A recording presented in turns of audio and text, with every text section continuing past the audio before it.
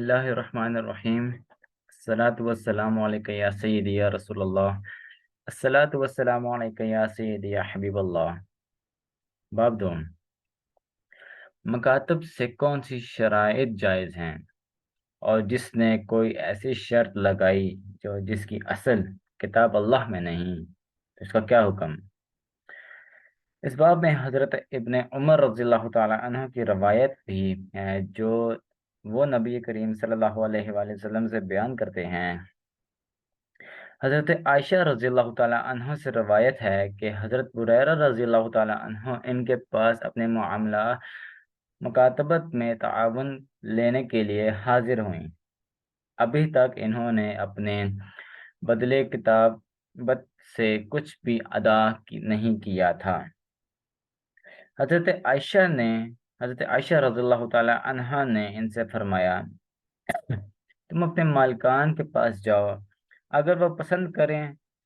کہ بدل کتابت کے تمام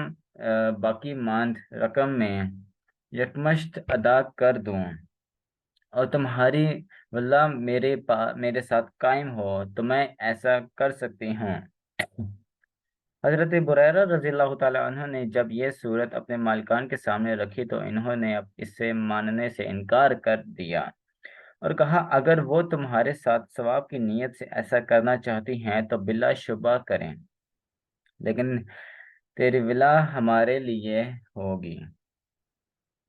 حضرت عائشہ رضی اللہ تعالی عنہ نے اس کا ذکر رسول اللہ صلی اللہ علیہ وسلم سے کیا تو آپ نے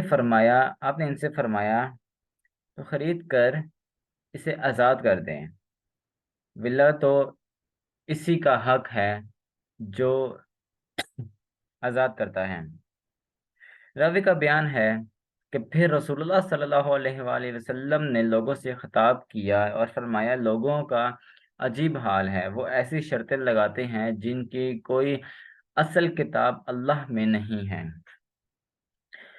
جس نے ایسی شرط لگائی یعنی جس کی اصل کتاب اللہ میں نہ ہو، وہ اس سے کچھ فائدہ نہیں اٹھا سکتا،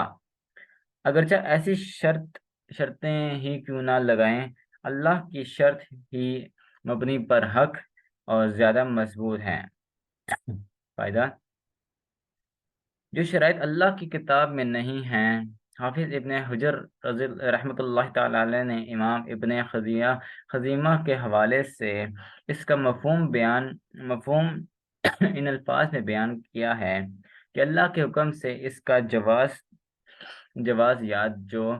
ثابت نہ ہو، یہ مطلب ہرگز نہیں کہ جو شرط اللہ کی کتاب میں مذکور نہ ہو اس کا لگانا باطل ہے، کیونکہ کبھی بیع میں کفالت کی شرط ہوتی ہے، کبھی قیمت میں شرط ہوتی ہے، یعنی اس قسم کے روپے ہوں گے یا اتنی مدت میں ادا کی جائیں گی۔